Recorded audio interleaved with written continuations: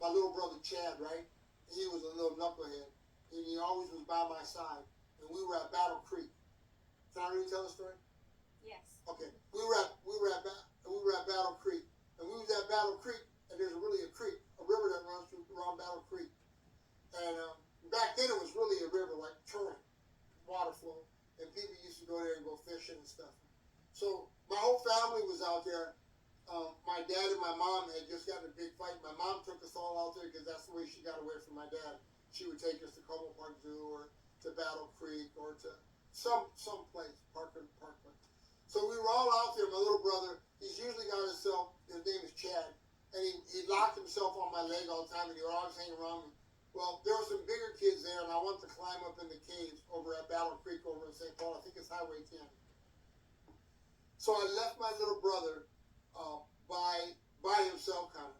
So he got close to the edge by the creek, and it was in the springtime. The water was, and I was coming down the side of the hill out of the cave, and I looked over, and I saw him, and he turned around and he saw me, and for whatever reason, he didn't take a step forward. He took a step backward, and he fell into the river.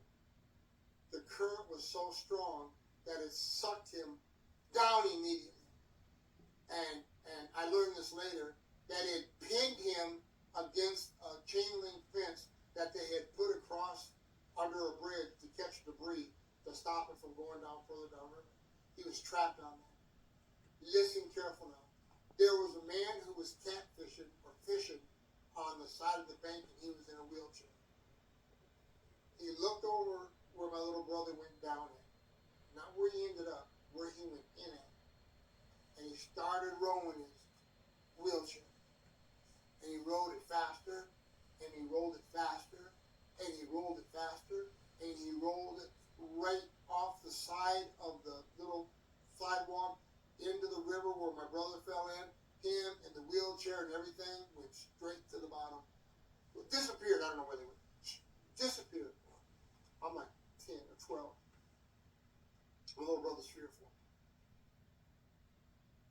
4. And it seemed forever, but maybe in about a minute and a half, maybe 2 minutes, the guy climbed up with his arms, climbed up the chain link fence, whatever that barrier was to keep branches and trash from going downriver. He came out of the water with my brother on his shoulder and his arm, and then he went across to the edge, and then a bunch of people reached out and grabbed my little brother, and then they reached out and grabbed the guy and pulled him ashore. So the guy who went in the water to get my little brother is the same guy who drug himself up to my little brother and started pumping on his chest and breathing into his mouth. There's a bunch of healthy people, a lot of them, I'm going to exaggerate, maybe 30, it might have been 10, I can't remember. A bunch of people were standing around watching this guy resuscitate my brother after he had rolled himself off a bank out of a wheelchair because he was paralyzed from the waist down to get my brother out of the bottom of the river. Everybody's watching and people are screaming and crying, oh my God, somebody go call 911, blah, blah, blah, blah, blah. My brother spits up a bunch of swampy water, starts breathing, and Chad's okay and alive and very prosperous today. So the guy doesn't even have a wheelchair anymore because it went down to the bottom of the river when he jumped in after my brother. Men have got to carry him to his van, which is set up, I guess, for a handicapped person, and they seatbelt him into his van, and he drives away. It didn't even dawn on me at that time. How is he going to get out of the van? We didn't have cell phones and stuff. This was in the 60s. So he drives away. So a man that's paralyzed from the waist down saves my little brother's life. Paralyzed from the waist down. Then while all the healthy people are panicking and not knowing what to do and how to do it, then he resuscitates my brother and he comes back to life. Then he gets picked up and carried to a van, set in the seat, soaking wet, with a couple thank yous, and drives his van away with his arm. He can use his Why am I telling this story?